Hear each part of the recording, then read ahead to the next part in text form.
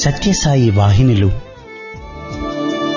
మానవాళి ఉద్ధరణకై సాయి భగవానుని దివ్య హస్తాల నుండి జాలువారిన ఆధ్యాత్మిక సాహితీ సౌరభాలు.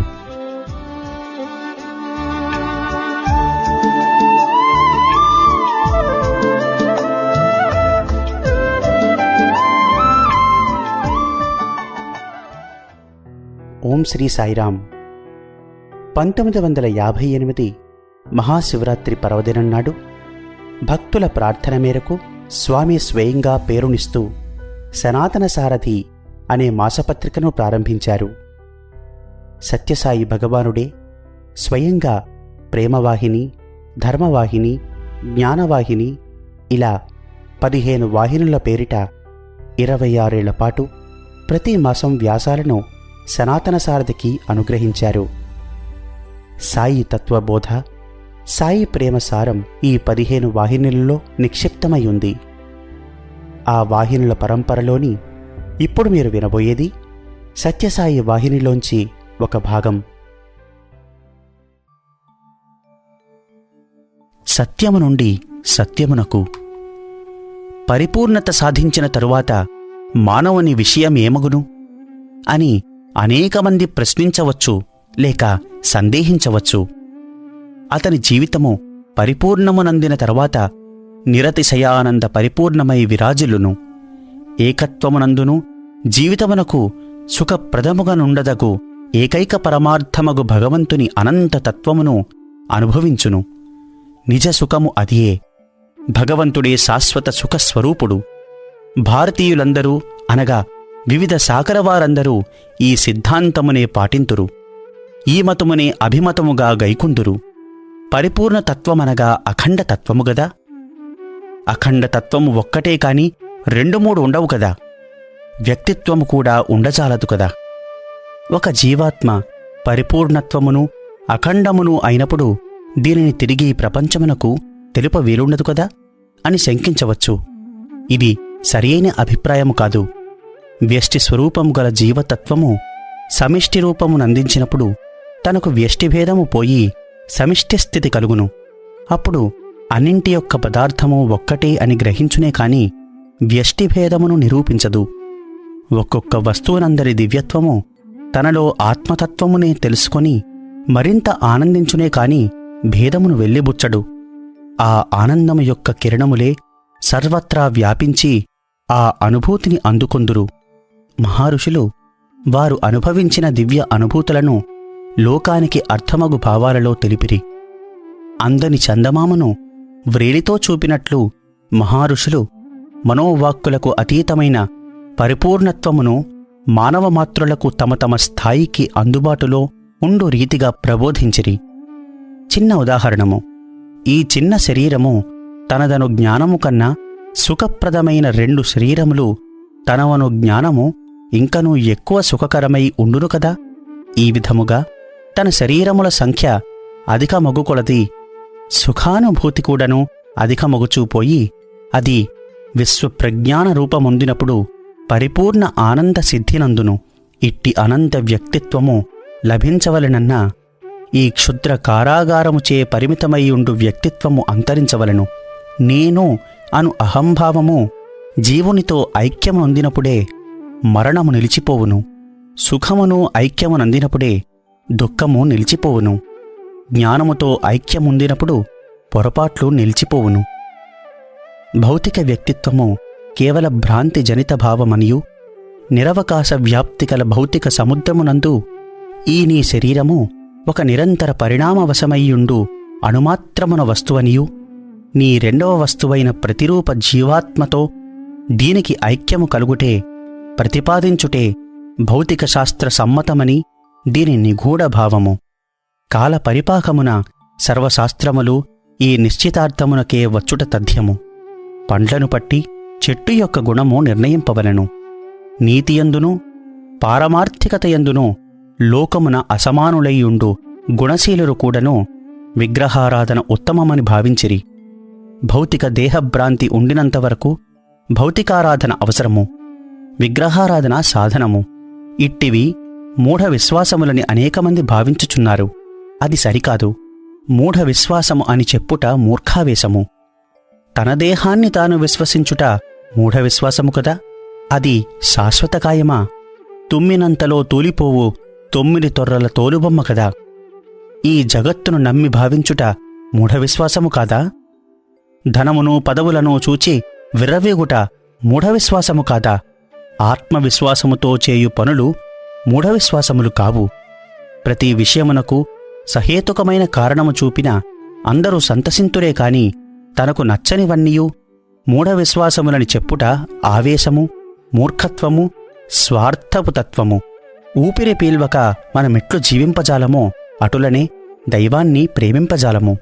జీవితములో అదియూ ఒక ఆవశ్యక దశయేనని అంగీకరించవలెను. వార్ధక్యమునకు బాల్యము జనకప్రాయమైనది. బాల్యము పాతకమని కాని యవ్వనము పాతకమని కాని వృద్ధాప్యమున పలుకునగున తన దివ్యతత్వమును అనుభూతి మనర్చుకొనుటకు విగ్రహారాధనమో తోడ్పడును. ఆ సాధకుడు విగ్రహారాధన దశను తాను దాటిన పిదప దానినాక్షేపించట కూడను అనుచితమే. భారతీయ పరమార్థరంగమున పురోగమించునది అసత్యము నుండి సత్యమునకు కాదు, అసమగ్ర సత్యము నుండి సమగ్ర సత్యమునకు. అడవి జాతులవారు చేయు లేక అనాగరికులు చేయు క్షుద్రమగు ఆరాధనలు మొదలు అత్యున్నత భావ సమగ్రమగు అఖండారాధన వరకు పరిపూర్ణతత్వమునందుకొని దానిని అనుభూతి నొనర్చుకొనుటకై జీవులు వనర్చు వివిధ ప్రయత్నములే సాధనలు. ఈ విషయము ప్రతీదీ కొంత పురోగమించి ఒక దిశను చేరును. ప్రతి జీవుడు ఒక చిన్న పక్షి వంటివాడే. అది పైకి పైకి ఎగిసి క్రమాధికము చేకూర్చుకొనును. చివరకు పరిపూర్ణ తేజోవైభవముతో దీప్తించుచుండును. సూర్యబింబము వరకు ఎగురవచ్చును. నానాత్వములోని ఏకత్వమే ప్రకృతి యొక్క మూలసూత్రము.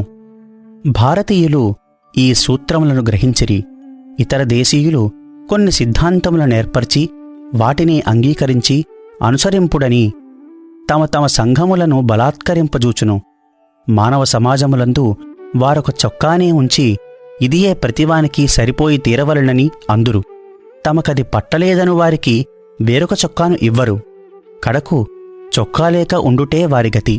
కాని భారతీయుల సిద్ధాంతములు అట్లుకాక ఆయా భావములకు తగినట్లు ఆయా రూపనామములను ఏర్పరచి భక్తుల భావరూపమునకు అనుగుణ్యముగా ఆరాధించుకొనుటకు అవకాశములను ఏర్పరిచినవి. ఇట్టి ఆధారములు కొందరికి అవసరము లేకపోయినను అనేకులు ఇట్టి ఆరాధమునే ఎన్నుకొనిరి. ఇంతకు విగ్రహారాధన చేసియే తీరవలనని నిర్బంధముగా బోధించదు భారతీయ పరమార్థము. కాని ఒక సంగతి మాత్రం ప్రతి ఒక్కరూ జ్ఞప్తియందుంచుకొనవలను.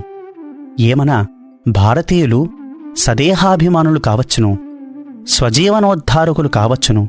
కాని ఇతరుల గొంతుకోయ తలంపరు. స్వమత భావోన్మత్తుడగు భారతీయుడు తన శరీరమును అగ్నిజ్వాలలకు అర్పించుకొని మరణించునుగాని తమ మతమును అంగీకరింపని వారి సజీవ శరీరములను నిలువునా తగులబెట్టడు. ఆత్మహత్యలను నిరసించుట భారతీయ పరమార్థము. ఏలయన ఆత్మనే పరమాత్మగా విశ్వసించిన మతము భారతీయ మతము. నానా జాతులు, స్త్రీ పురుషులు నానా విధములుగా నానా స్థితులకు లోబడి ప్రయాణమొనర్చునట్లు మతములన్నీయూ చేయు పని భౌతిక మానవుని వికాసమునకు తోడ్పడి తుదకతనిలో ఈశ్వర తత్వమును లేక దివ్యత్వము దీప్తించినట్లు చేయుటయే. భారతీయ పరమార్థము పైకి విరుద్ధముగా తోచినను పద్ధతులన్నీయూ నిజముకు విరుద్ధములు కావు. ఒక్క సత్యమే వేర్వేరు స్వభావములు గలవారి వేర్వేరి స్థితిగతులకు అనుగుణపడుటలో ఏర్పడిన వైరుధ్యములే అని గ్రహించవలెను. ఉదాహరణము, భిన్న వర్ణములు గల గాజు ముక్కల ద్వారా దీప్తించు ఒకే జ్యోతి అది. అనుగుణ్యార్థము ఈ స్వల్ప భేదములు ఆవశ్యకములే కాని సర్వమునకు మూలమై, ఆధారమై, గమ్యమై, కీలకమై, కేంద్రమై ఒక సత్యమే వెలుగుచున్నది. ముత్యాలహారములోని సూత్రము వలె సర్వమతములయందు పరమాత్ముడు సూత్రరూపుడై ఉన్నాడు. ఈ ప్రపంచ జనులందరూ భారతీయ సంస్కృతి ఆధ్వర్యాన శాస్త్రములన్నింటినీ గాలించి చూచి అందెచ్చటైనను మోక్షము భారతీయునకు మాత్రమే లభించును, ఇతరులకు లభించదు అని చెప్పబడి ఉన్నదేమో చూపనివ్వండి. చూపనిండు? చూపగలరా? చూపలేరని గట్టిగా చెప్పవచ్చు. భారతీయ పరమార్థము మహావిశాల భావాలతో, ఉన్నత ఆశయములతో, పవిత్ర తలంపులతో ప్రవహించిన వాహిని. మలుపులేక, కలతకాక, అనుగ్రహ సాగరమునకు చక్కని బాటగా ఏర్పడిన రాజబాట. ఇంకొకటి, భారతీయుల యొక్క మత నిర్మాణమంతటికిని భగవంతుడే, ఈశ్వరుడే మూలస్తంభమయ్యుండగా మరొకదానిని విశ్వసించనక్కర్లేదు. అన్ని మతములకు అధిష్టానమైన స్థాయిలో ఉన్నత శిఖరమున నిలిచిన మతము భారతీయ మతము.